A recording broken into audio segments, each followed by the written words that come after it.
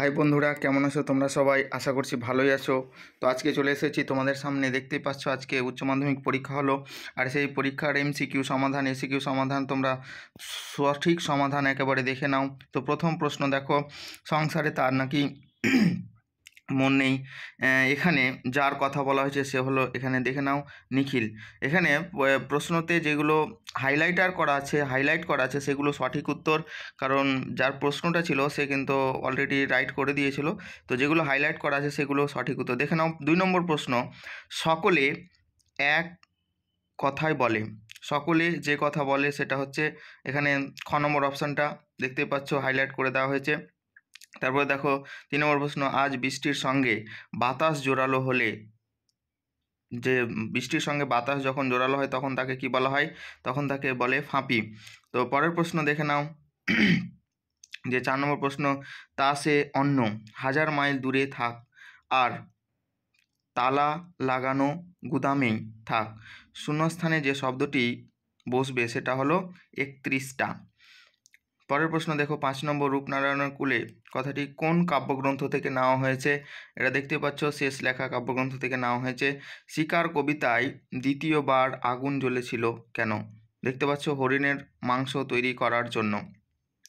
পরের প্রশ্ন দেখো, আর আগুন লাগে, আগুন কোথায় লাগে? জঙ্গলে অন্ধকারে ধূসর ফেনায়, জলের অন্ধকারে ধূসর ফেনায়। পরের প্রশ্ন দেখো, ক্রন্দনরতা জননীর পাশে কবিতায় নিখোঁজ মেয়েটিকে পাওয়া গেছে কোথায়? জঙ্গলে।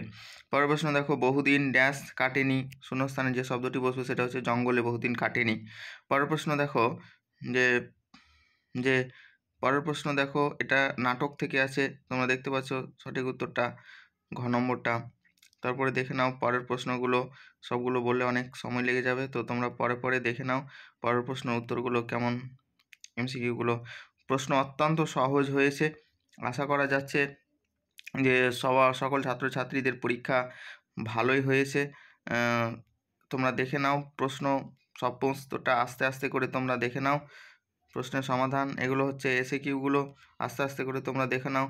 এবং যারা পরবর্তীতে উচ্চ মাধ্যমিক দিবে তাদেরও দেখা উচিত, তাদের এই সব প্রশ্ন ছেড়ে ছেড়ে তোমাদেরকে পড়তে হবে, যে যে জায়গাগুলো থেকে কোশ্চেন এসেছে সেই জায়গাগুলো থেকে কোশ্চেন এবার কিন্তু বাদ দিয়ে তোমাদেরকে পড়তে হবে। তো তোমরা দেখতেই পাচ্ছ এগুলো বড় প্রশ্ন, 5-এর প্রশ্ন। সুন্দর করে তোমরা দেখে নাও আস্তে আস্তে করে, কারণ বেশি বড় হয়ে যাবে ভিডিওটা, তার জন্য আমি আলোচনা করছি না। এবারে দেখো রচনা কি এসেছে, দেখো একটা পরিবেশ সম্বন্ধে রচনা এসেছে। মানব জীবনে পরিবেশের প্রভাব, পরিবেশ থেকে মানুষ কি কি সুবিধা পায় সেই সম্বন্ধে তোমাদেরকে লিখতে হবে, তোমরা দেখে নাও।